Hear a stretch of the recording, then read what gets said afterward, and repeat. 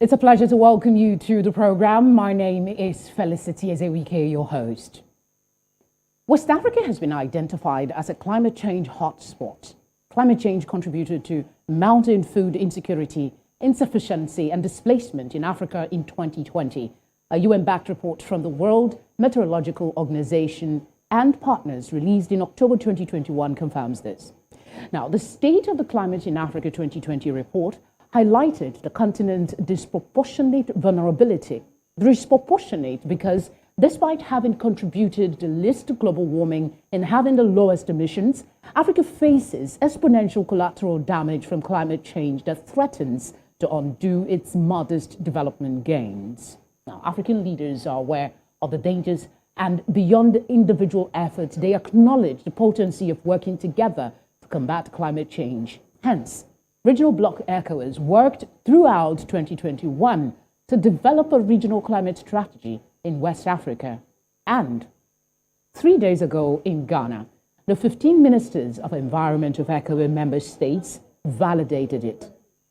The strategy aims to strengthen the region's resilience to the impacts of climate change, in particular through support for the implementation of the commitments made by its member states under the Paris Agreement of 2015. Why is this strategy so important? Will this collective effort produce better results? To share his perspective and expatiate on the climate change conversation as it affects West Africa, as well as the relevance of this regional climate strategy, is Dr. Richard Munang. He is the UN Environment Climate Change Coordinator for Africa and Acting Deputy Director of UNEP Africa Office. He is leading a continent-wide strategic and innovative approach to climate action implementation for UNEP. Dr. Munang has participated in a wide variety of research projects and has published over 500 articles in both international peer-reviewed journals and magazines. He is the author of Making Africa Work Through the Power of Innovative Volunteerism, a book outlining practical policies that countries in Africa should take to accelerate climate action. He joins us from Nairobi, Kenya. Thank you very much for speaking with us here. Thank you for having me. Good to see you. Some people say the effects of climate change is being exaggerated. Is it? Yeah, thanks again for having me. I think that's a false narrative from people who say so, because let me just put this, use a simple analogy here. If you are asked to give your biodata and you provide your birth certificates and your certificates and your degrees and everything, and the person you give those information to turns around and tells you that this is not correct, I think that is a false narrative from the perspective that what you've given that is authentic, then the person you've given it to is rejecting. That's the same thing with the changing climate today. The science is unequivocal that the world is warming, and we are currently at 1.1 degree as the global community. When you take that down to the continent of Africa, Africa is warming twice as fast as the rest of the world. And therefore, anyone who is oblivious to the realities of droughts that we're seeing currently affecting the Horn of Africa today, with all of 15 million people affected, to the Sahel in West Africa, to the floods that we just recently saw in Southern African region. I mean, the list goes on, and even the floods in Lagos that we saw the past years. These are testaments and actually scientific evidence showcase that climate change is turbocharging and supercharging these events. So for those who say so, they're living in oblivious space. For those that are still doubting, could you maybe explain in real terms how this climate change is disrupting not just our lives, like you highlighted, floods and all of that, but the economy? The reality is that if you look at the entire African continent today, Africa is an agrarian continent with over 65% of the workforce of the continent in the agro sector and 98% of this agricultural sector, whether we're talking East Africa, West Africa, Central Africa, Southern African region, and even North Africa. 98% of the agricultural sector is dependent on rainfed. And because of the changing climate that is disrupting weather patterns, the erratic nature of the rainfall is actually affecting farmers not to have bumper harvests. What does this mean? It actually means agricultural sector that contribute 32% to the GDP of the entire continent is affected. What does this mean? It means that mothers in communities and children and fathers and parents cannot be able to put food on the table and more money in more pocket because they don't have all these opportunities. Then the economy then shrinks. And more importantly, the reality of the continent, because of the failure in crop as a result of the changing climate, as a result of the drought, which we're already seeing, countries now will increase importation of food. What does this mean? It depreciates foreign reserves and only further escalate the economic challenges that the continent is already facing today. And let me just bring in this perspective, which is what we're currently facing as a global community and even the world and Africa. We're facing on top of the changing climate that Africa is already suffering, and we are seeing the effects. We're suffering food crisis because of inflation. We're suffering fuel crisis. And this is further going to depreciate the foreign reserves of governments and only worsen the economic crisis. And climate change on top of this makes it worse. That then means the best economic arsenal is climate adaptation and mitigation. Let's talk about something that, I mean, all through the course of my prepping for this conversation kept coming up. And the talk about the disproportionate vulnerability of West Africa to the climate change, particularly because we don't seem to cause a lot of it. We don't contribute a lot to the damages that's happening to the climate, but we seem to be suffering the impact more. Can you speak to the validity of that continuous comment that West Africa is most vulnerable in spite of not contributing to the emissions? Yes, let me, before I get down to West Africa, Africa as an entire continent have only contributed between 2 to 3% of the entire greenhouse gas emissions. That means Africa as a whole is a negligible emitter. When it comes to West Africa, of course, what you've said is very true. It's contributed very least to the changing climate, to the greenhouse gas emissions. And as I said earlier, the entire continent, and West Africa inclusive, is an agrarian continent.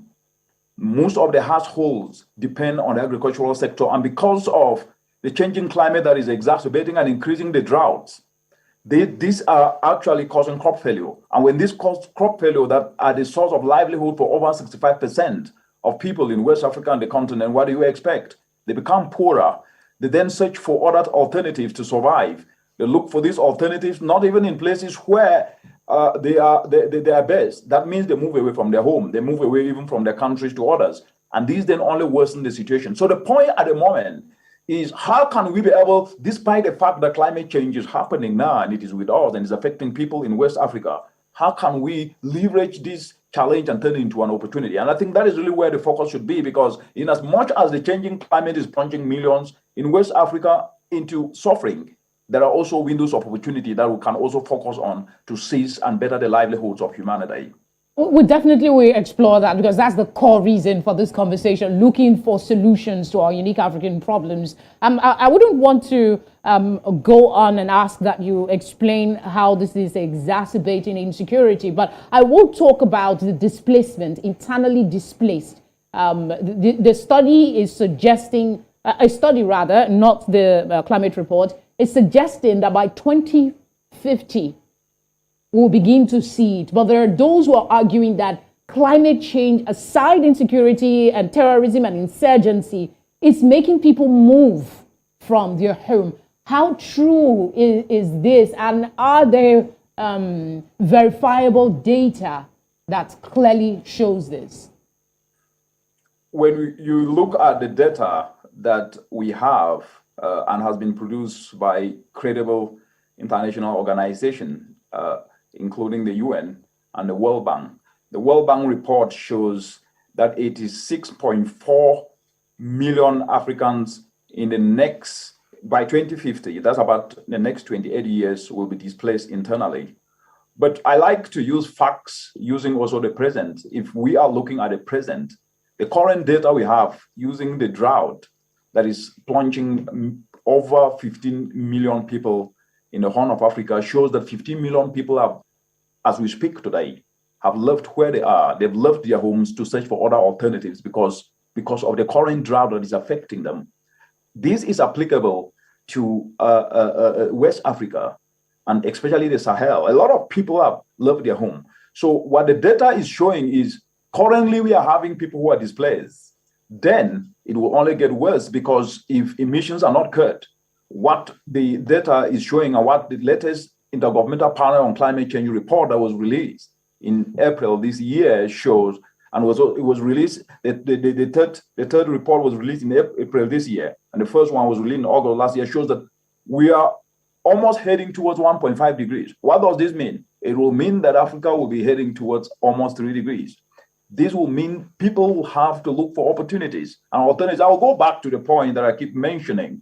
An agrarian continent in crop failure, people have to look for alternatives to put food on the table and more money in more pockets. And so that is definitely going to happen, not by 2020. It is happening now with the current drought in East Africa, if I was to use that as a reference. So we are going to see people leaving their countries, leaving their villages to look for alternatives to survive. It's important that we clearly state what the problem is, because some people, like I mentioned in my introduction, including very educated Africans, feel that the effect of climate change is overblown, so that people can get funding. So we needed to establish that it is a menace in Africa. Let's come to the focus of this conversation. And just 3 days ago, the ministers of the 15 member states validated the State of Climate in Africa 2020 agreement. I wanted to find out from you what you think of that ECOWAS regional climate strategy. What do you think about it, really? Is it the catalyst for making action more viable, as is being promoted? It is. Let me first of all start by applauding ECOWAS as a community for coming up with this climate change strategy. But more broadly, let me applaud the entire continent, because Africa is the leader when it comes to climate change policy. We must appreciate progress if we really want to make progress. Out of the 54 African countries, as we speak today, 52 African countries submitted what is called the nationally determined contributions, which are plans for countries to be able to build resilience and ensure that at least they have robust economies, they have livelihoods that are resilient to the changing climate. African countries, 52 of them, submitted the nationally determined contribution. As we're speaking today, 43 of them have submitted a revised version, and this is the highest of any region across the entire world. That's impressive. And now when it comes to regional economic communities, we have now ECOWAS, which is submitting their climate change strategy. And on top of that, when you look at the 15 countries of ECOWAS, 14 of them have submitted the nationally determined contribution. So when it comes to policy, this is really an area in which Africa takes leadership, and ECOWAS and West Africa takes leadership. So we must applaud them. So with the strategy that has been put in place, that is a step in the right direction, because then that means that the coordination in terms of what each country does in West Africa can actually generate information that can also help other countries leverage on what is happening and synergistically drive climate action, because collective action always outweighs individual action. And so having these strategies ensures coordination, ensures lesson sharing, and also ensures that action can actually be taken with speed, fitting into the national circumstances of countries. So I would say this is a brilliant move by ECOWAS. Yeah, having said that, do you agree that if we must make real progress with the fight against climate change, that this is the document that will propel us towards that end? Do you agree? Some think it's overly ambitious. Is it? I think that I would like to debunk a myth that have been out there for quite a very long time. Not only in the continent, but even across the world, but I'll put it within the context of the African continent, which is that strategies by themselves or policies by themselves will implement themselves. That doesn't work that way anywhere on earth. It is people who implement policies, it's people who implement strategies. Why am I saying this? The strategies and policies that have been put in place need each and every citizen, state and non-state actors, to now engage, because the conducive environment and the legal framework and structure has been put in place. And when you look at this strategy, which I read through the synopsis, it identifies targeted areas in which ECOWAS should focus on: agriculture, clean energy, fisheries, coastal areas that needs to actually be protected. When you take agriculture, this is actually one of the biggest opportunity that the entire African continent have got. It is agribusiness in agriculture when value is added is worth $1 trillion US in less than 8 years from today. What does this mean? It means making agriculture resilient, moving from production alone, leveraging climate smart agricultural techniques, which many countries are already having in their strategy and their NDC, adding value to what is produced. Because we're speaking today, Africa is losing up to $48 billion US, and so is West Africa. If value using clean energy solutions that are captured in this strategy, clean energy to add value, then finished products will be in place, and then importation of food will then be reduced, and then more money and less depreciation of foreign reserves will happen. So this strategy is actually an economic strategy. If it is leveraged through the climate lens to then ensure that the agricultural system, entire food systems are made climate resilient by adding value using clean energy. Then also leveraging this to ensure that, because as we're speaking today, there are 293 people in West Africa, in the ECOWAS region, that die as a result of indoor pollution each and every year. If you take Nigeria, where we're speaking today, Nigeria lost in 2021 97,000 acres of forest as a result of charcoal harvesting. Moving towards clean energy means that cleaner solutions for cooking will then reduce indoor pollution that is killing up to 293,000 people each and every year. And turning agricultural waste into fuel briquettes will replace charcoal, which is 3 times more efficient and will put more money in more pockets. But the point why I'm bringing up these practical solutions is that leveraging this strategy through the economic lens could actually be an economic booster for the region and will help put more food on the table and money in more pockets. Indeed. I mean, we will explore extensively, as much as the time will permit us, or other strategies for implementation. Because like you said, one thing is to have a fine draft of a plan, but the next thing is the implementation. I think this is a good spot for us to go on a quick break. When we come back, we'll be exploring the goals of the strategy and how we can implement them in real terms. Stay with us.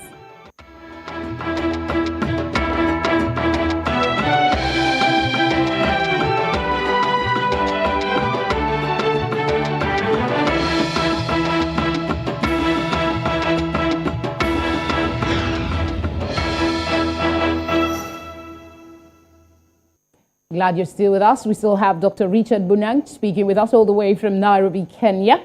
Before we went on that break, you were explaining some of the areas that the report, the strategy covers. And one thing that I got is implementation is most important. In each state already has plans, right? And the idea is that this strategy will facilitate and help these state players, implement their policies.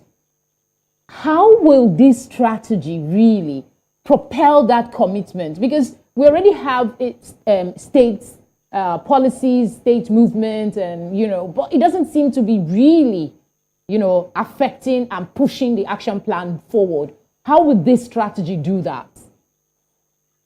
Yeah, I think one of the things that I think that we need to look into in detail, as I said earlier, policies or strategies do not implement themselves, and you've quite emphasized on that, is that there are no absence of ideas and absence of innovations on the ground. I mean, people have been implementing climate action solutions. Our mothers in villages have devised means to cope with drought. They've devised indigenous approaches that people are using indigenous knowledge to cope and survive.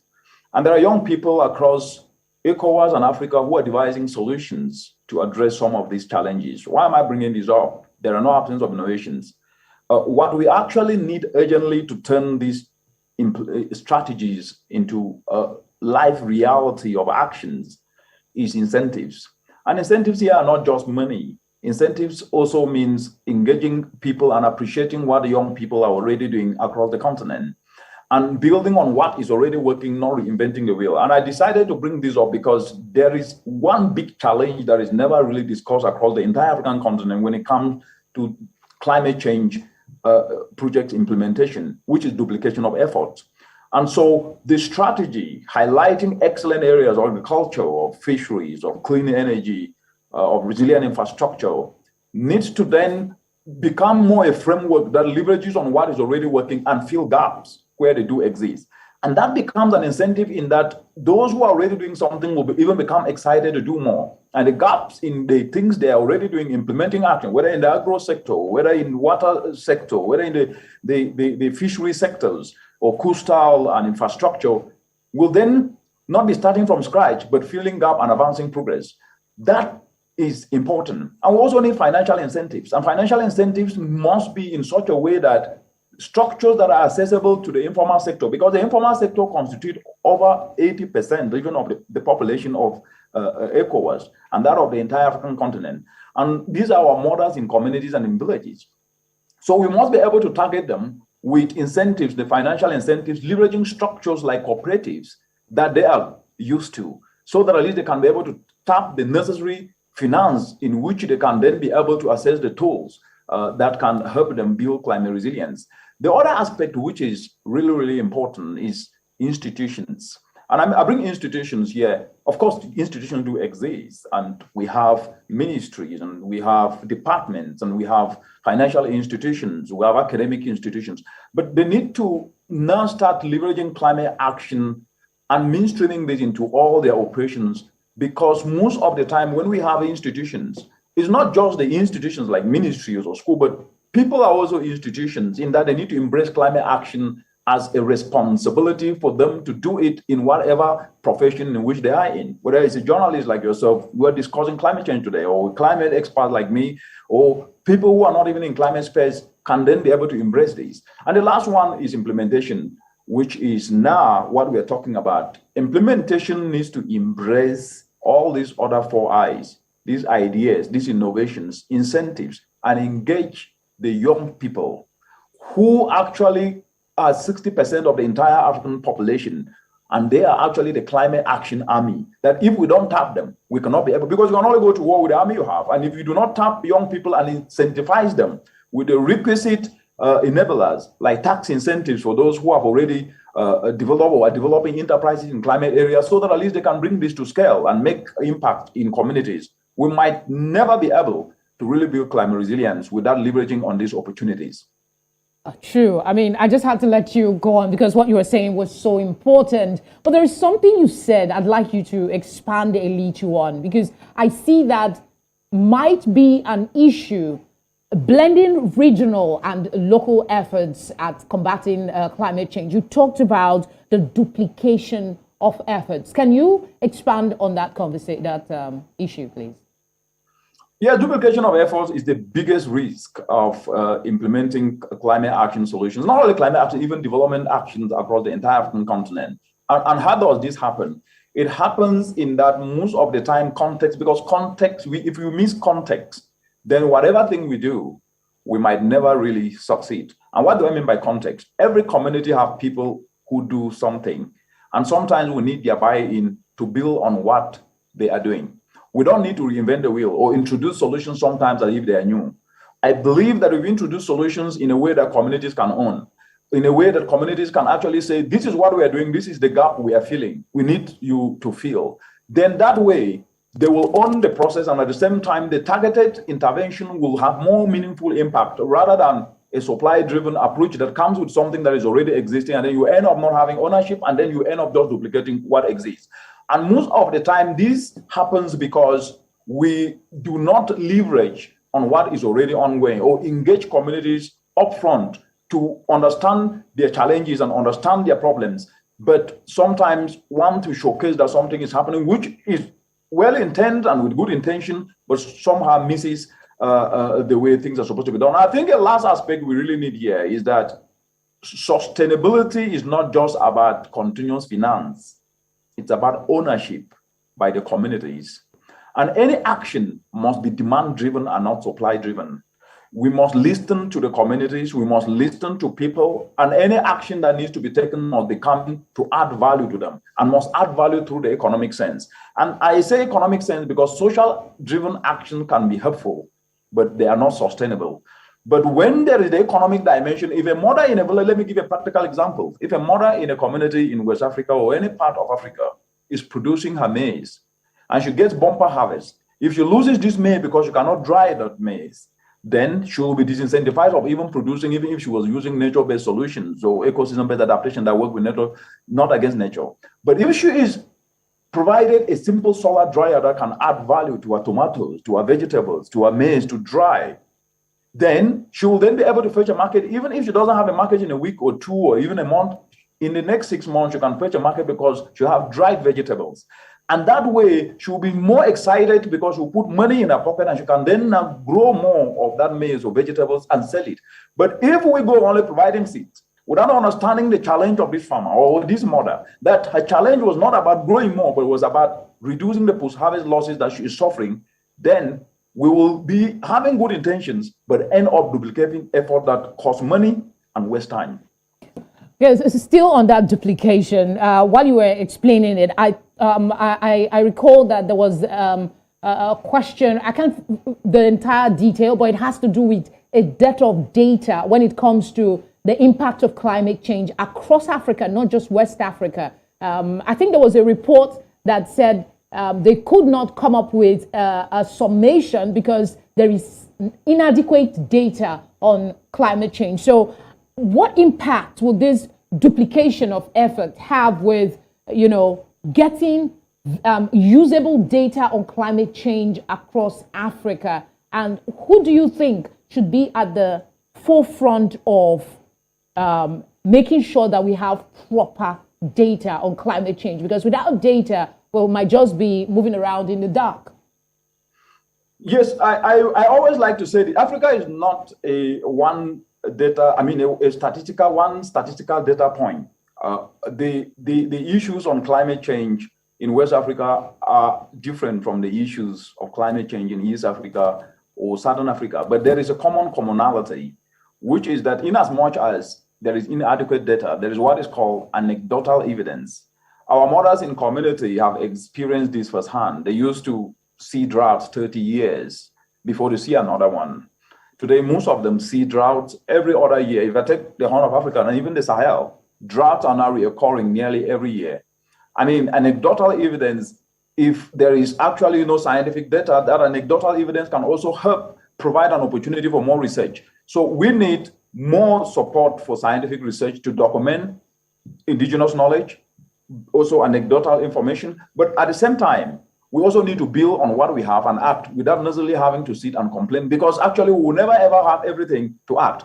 There is data. Is it enough? No. But can there also be data on the actions that are making transformational development? Because what I also see is that there's little appetite to collect also information on the actions that are changing life. Let me take the Zai that is used in West Africa, which is a simple demonstration of how a little hole dug on a farm, an organic manure put in it, when rain falls and erratic rains happening, captures the water. And these have resulted in 500% yields in Burkina Faso and in some parts of the Sahel. But I hardly hear these aspects discussed as the norm and not the exception. So the appetite to also grab what is working, leveraging indigenous nature-based solutions, seems not really to be there. So what I would suggest is that we must build on what we have as we continue to search and gather more data to then inform these strategies as well as recalibrate a policy. And that responsibility rests on each and everyone's shoulder. It's not only on researchers, it's on everybody to start to find that information. And just like the questions you are asking today, and also asking questions about data, everybody should then be able in his or her capacity. Well, I think what I'll take is we will try before this conversation is over to get you to highlight the ones you can remember that's being done across Africa, which is your domain, so to speak. Let's talk money.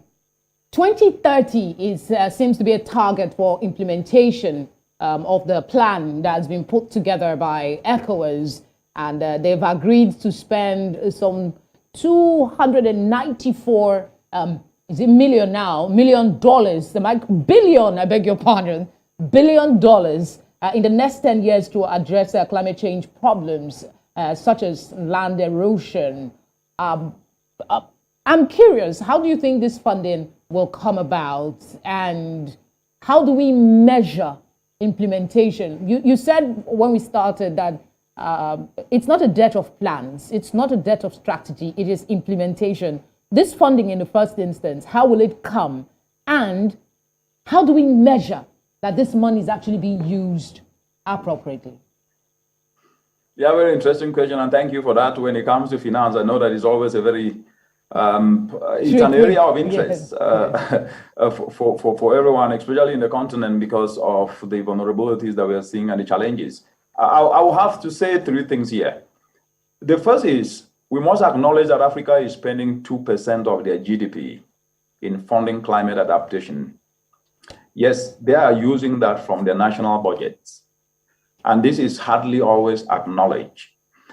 The bigger question should then be, I think it's not about the 297 or 94 billion alone that should be of interest. It should be, how can the little resources that the continent can raise, or ECOWAS can raise, or countries in West Africa can raise, be used to incentivize the private sector to then be able to bring in more private finance? And I say this because Africa as a continent, currently with a changing climate, needs between 7 to 15 billion to fund adaptation that is already to build the climate resilience and avert the shocks that are already happening through droughts, floods, etc. And by 2050, Africa will need 50 billion US dollars, and the number will only increase. It therefore means that the little resources from the 2% of the GDP of the entire continent that is currently being spent on climate action, mostly adaptation, to the amounts that are currently being raised, there needs to be a very strategic way to leverage those funds so that at least they can incentivize action for young people to be able to access that finance and inject it into enterprises that can actually be able to build this climate resilience. Let me give you a very practical example here, and I mentioned this upfront. Every community in Africa, to the best of my knowledge, have social structures called communal cooperatives.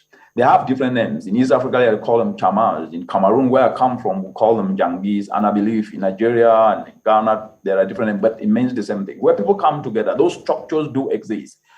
Can this be leveraged for some of this money to be channeled through so that at least it can have direct impact to our mothers in communities so they can access this money and apply, especially those who apply climate solutions, whether it is agroforestry or it is organic manure, or access inputs like solar dryers, that if they need this can be done. The second is, and I think Nigeria did have a very excellent example. They did do this, a risk sharing facility. I think this was for agriculture that they developed, and Ghana has done this.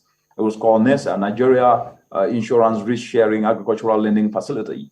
Can such examples be cascaded to communities so that this microfinance organization can then be able to access money through facilities, then to use that to lend to communities to be able to leverage this money? Why I keep saying this is that when we do not use local structures, then the accessibility of finance to address simple issues in community, to build resilience of community, to help mothers access tools or access inputs that can ensure that at least they can have bumper harvest, apply organic manure, access simple solar dryers, or access clean cook stoves or clean cooking solutions like briquettes, then we might not be able to actually engage the population that matters. It therefore means that resources cannot only be discussed from money perspective. They need to also be discussed from how can they be channeled. And the best way to channel this is to use structures that are accessible to the communities, to the informal sector, so that at least they can then be able to access it themselves as we provide technical backup and guidance,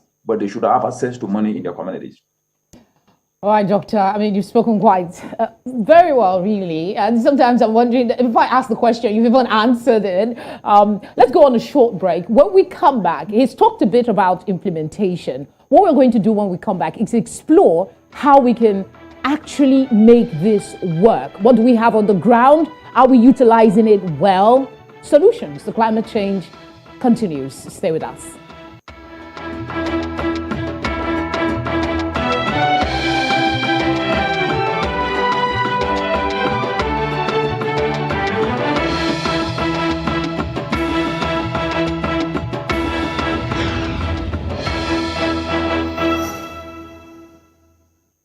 Good to know you're still with us. Back to Dr. Munang now. We'll talk about lifestyle because I know that's a very important part of the action plan.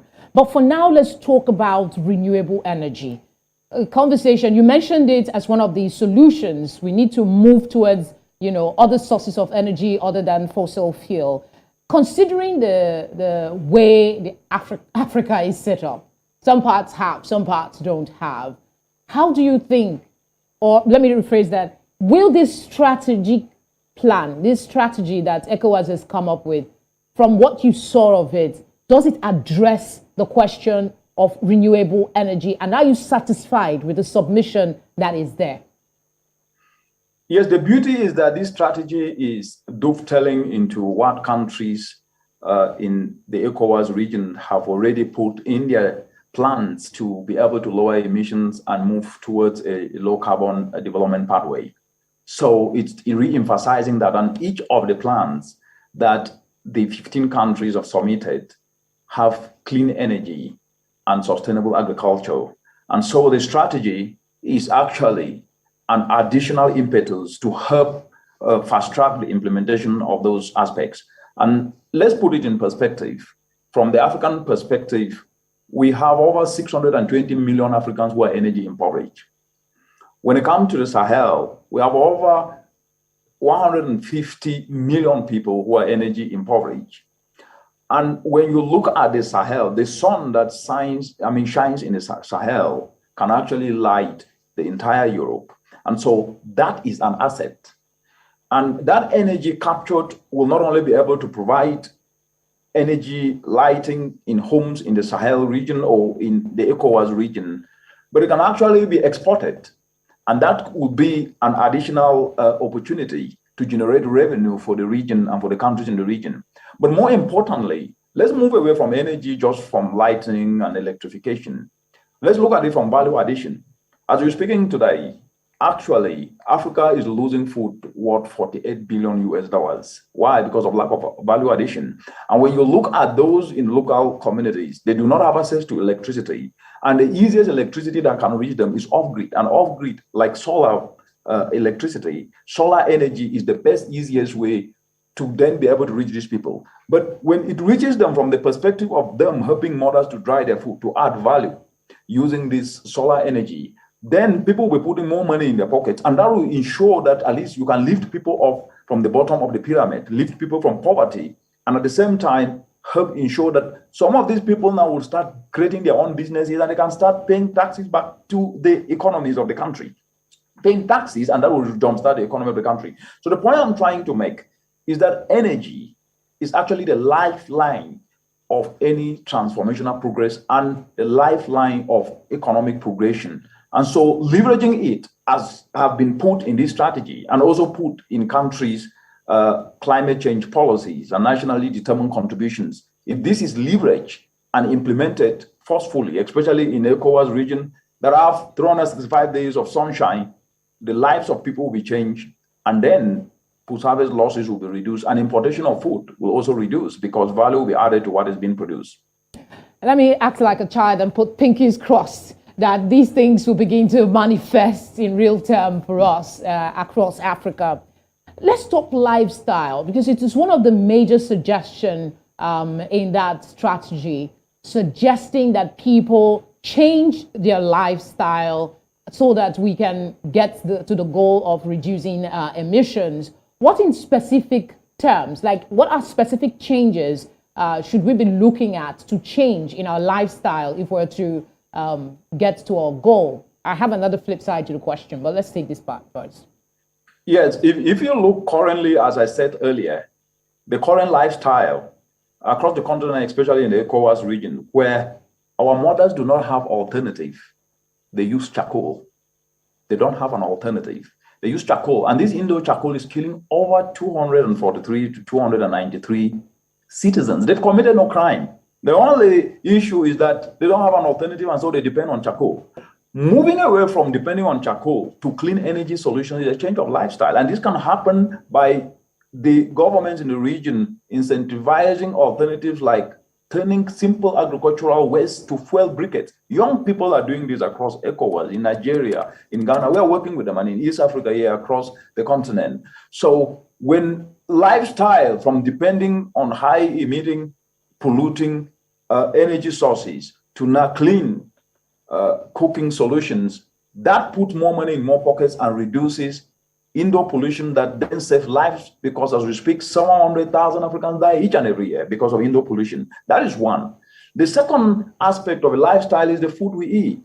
First of all, chemicalized food that is being grown is not good for the environment. It is expensive because it's depending on imported fertilizers that destroy the environment, and actually at the same time also destroy the soil, meaning that bumper harvest will not even happen for a long time. But moving towards organic agriculture, organic inputs, will then help ensure we have bumper harvest, but at the same time create opportunities and jobs whereby young people can start creating enterprises in producing organic manure, in producing organic fertilizers, and so on and so forth. And the food we eat that is produced organically is more healthier and scientifically proven so.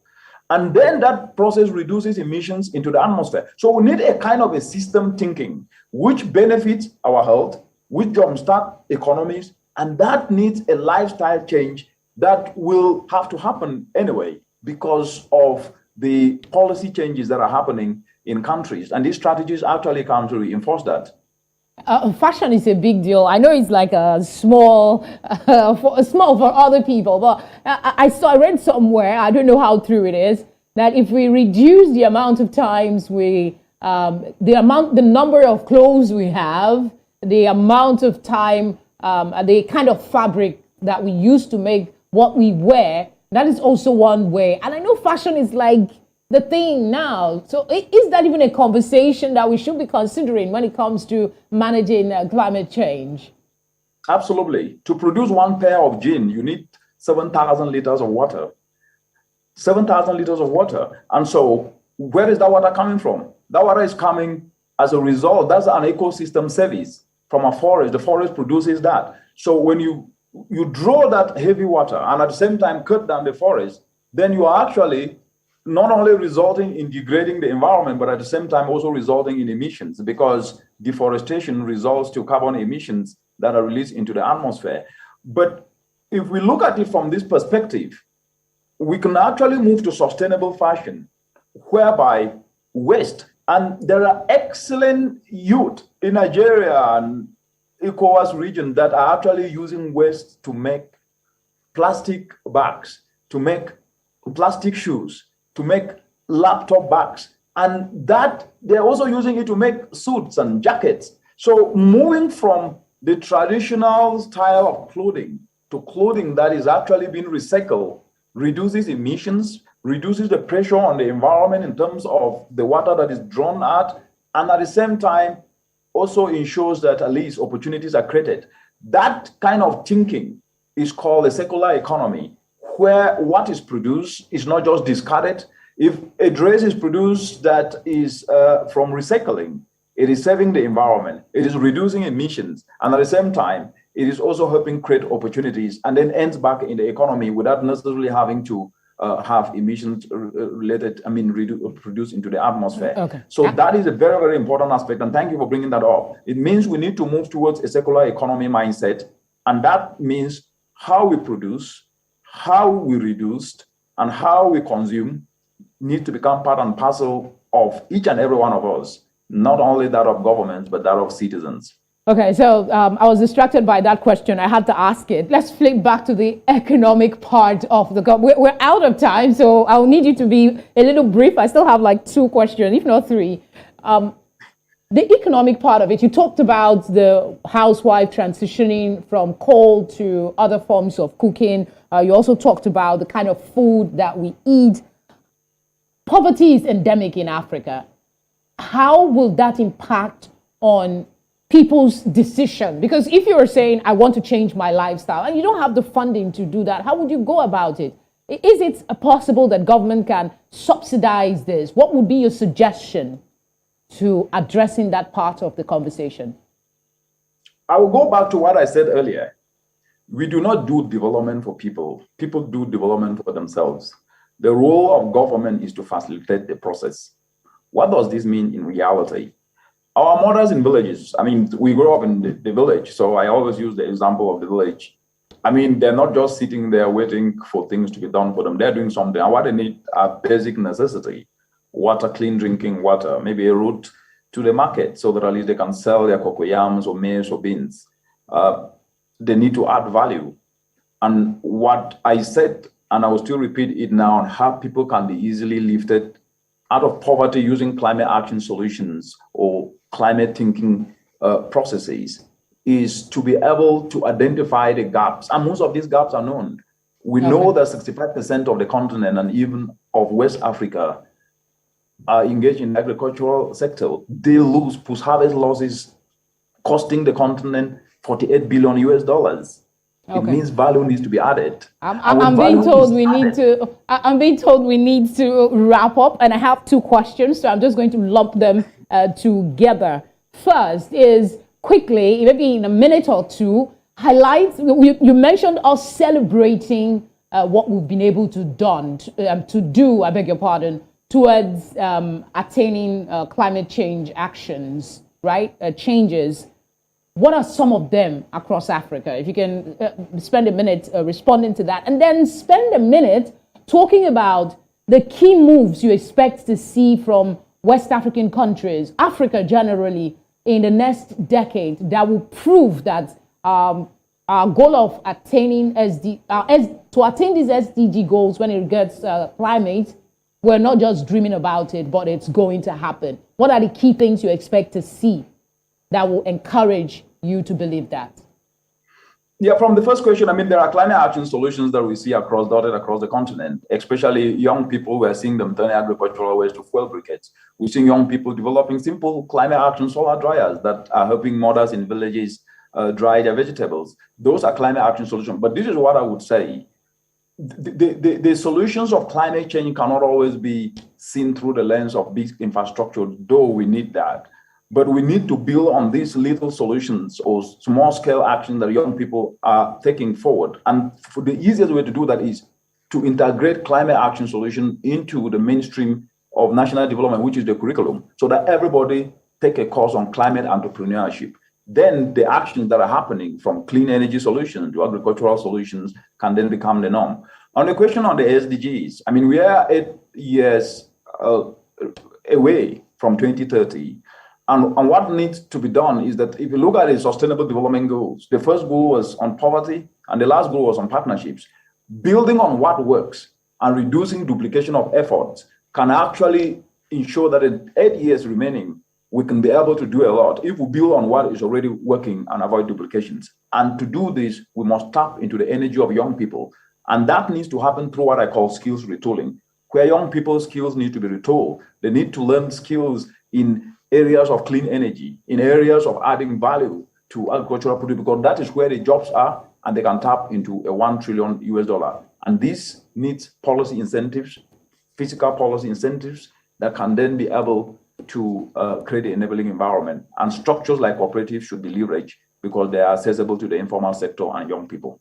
I know you're working a lot with the young people. I know you're doing something with retooling the youths. I just wish we had more time, because I actually wanted you to speak a little on your chores, but I'm afraid that's all the time we have. Thank you very much, Dr. Richard Munang, for speaking with us on One Slot today. Thank you for having me. It was a great pleasure, and I'll be back someday. Yep, definitely. We are hoping to have you back again. Thank you. I mean, one important thing I took away, aside from every other thing he said, was we must avoid the duplication of effort. In closing, let me reiterate that climate change is happening now, and it is the most serious threat to life on our planet, not just to Africa. The good news is that there are plenty of solutions to climate change. All are well understood, as Dr. Munang has shared extensively with us today. The only thing that is left is willful implementation across board. I must say thank you very warmly for sharing your whole, hopefully, worthwhile 1 hour with us here on One Slot. I look forward to your company next week. Bye for now.